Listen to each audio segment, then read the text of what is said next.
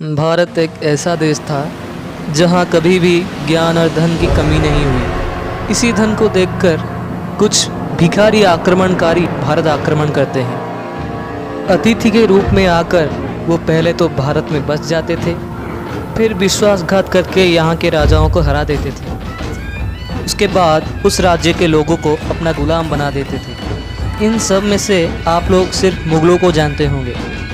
आज मैं इन लोगों का पूरा चिट्ठा आपके सामने खोल कर रखूंगा।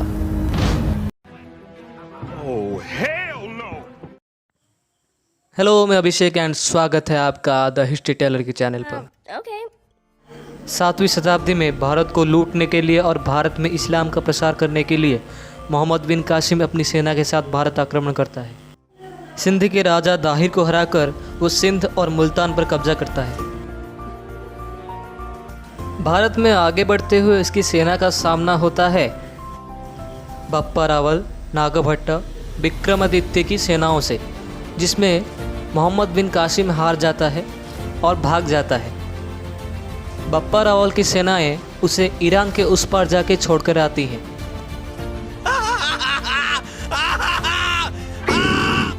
एक 1001 एडी में महमूद गजनी भारत आक्रमण करता है। वो 17 बार सोमनाथ मंदिर को लूटता है, लेकिन वो 17 बार हारा भी था।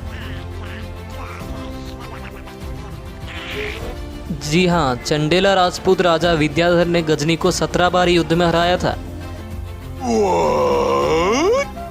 गजनी के 1192 में मोहम्मद घोरी भारत आता है। आते ही उसका सामना हिंदुस्तानी शेर पृथ्वीराज चौहान से होता है। पृथ्वीराज चौहान की आत्मजीवनी में लिखा है कि उन्होंने 20 बार मोहम्मद घोरी को हराया था, लेकिन आखिर बार पृथ्वीराज चौहान हार गए थे और उन्हें बंदी बनाया गया था। बंदी बनाने के बाद उन्हें मुल्तान ले जाकर उनकी हत्या कर दी गई थी। मोहम्मद घोरी ये कांड करने के बाद जब अफगानिस्तान लौट रहा होता है, तभी रास्ते में रामलाल खोखले नामक योद्धा उसका सर धड़ से अलग कर देता है और पृथ्वीराज चौहान का बदला लेता है। घोरी के मरने के बाद उसका गुलाम कुतुबुद्दीन ऐबक सम्राट बनता है दिल्ली का। हाँ, वही जिसने कुतुब मीनार बनाया था। चौंकने की बात यह है कि इसकी मृत्यु एक घोड़े की वजह से हुई थी। जी हाँ, इस घोड़े का नाम सुभर्क था, जो कि राजा कर्ण सिंह का घोड़ा था।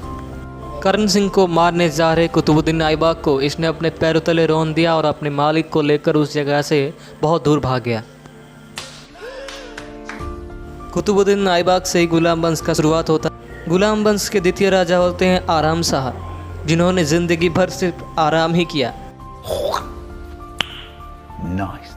आराम शाह के बाद कुतुबुद्दीन ऐबक का एक नौकर इल्तुतमिश राजा बनता है। उसने भी अपनी ज़िंदगी में कुछ नहीं किया। इल्तुतमिश के बाद रुकनुद्दीन अहमद शाह राजा बनता है। उसके बाद इल्तुतमिश की बेटी रजिया सुल्तान दिल्ली का सुल्तान घोषित होती है। बाद में उसे जहर देकर मार देते हैं। रजिया सुल्तान को जहर देने वाला मुइजुद्दीन बेहरम अगला राजा बनता है। वो एक क्रूर शासक होता है, इसीलिए उसके मंत्री उसे पद से बहिष्कृत कर देते।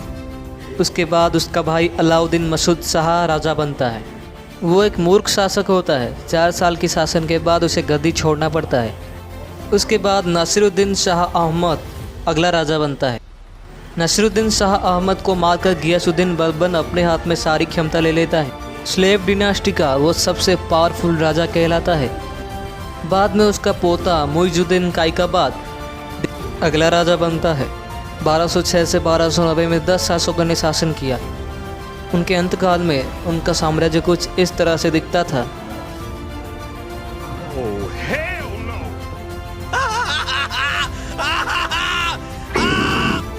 सुल्तान मुइजुद्दीन को मारकर जलालुद्दीन अपने हाथों में सारी क्षमता ले लेता है। तभी से खिलजी सल्तनत आरंभ हो जाता है। जलालुद्दीन 1290 से लेकर 1296 तक शासन करता है। उसके बाद उसका बेटा अलाउद्दीन खिलजी अगला राजा बनता है। अलाउद्दीन सबसे शक्तिशाली राजाओं में एक माना जाता था। अलाउद्दीन खिलजी के बाद कुतुबुद्दीन मुबारक शाह खिलजी अगला राजा बनता है। वो लगभग 1316 से लेकर 1320 तक दिल्ली का सुल्तान रहता है।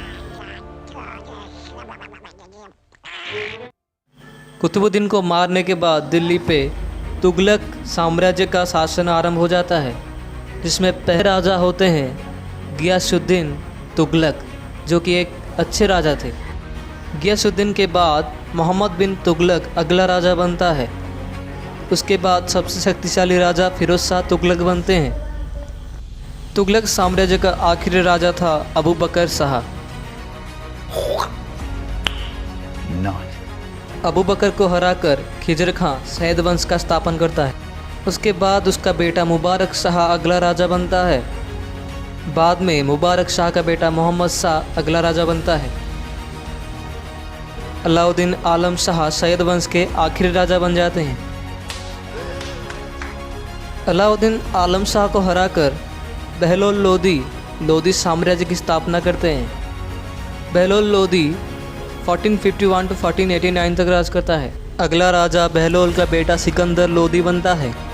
उसके बाद सिकंदर का बेटा इब्राहिम लोदी साम्राज्य का आखिरी, जो कि बाद में मुग़ल शासक बाबर से हार जाता है। बाबर इब्राहिम लोदी को हराकर दिल्ली में मुग़लों की नींव रख देता है। बाबर के बाद हुमायूं राजा बनता है, जो कि निहायत ही बेवकूफ़ होता है। शेर शाह सूरी से हार कर वो भारत छोड़कर अफ़गानिस्तान भाग जाता है। हुमायूं के बाद उसका बेटा अकबर राजा बनता है।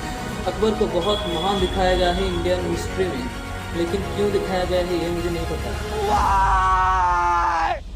जबकि सब लोग आज महाराणा प्रताप को भी जानते हैं।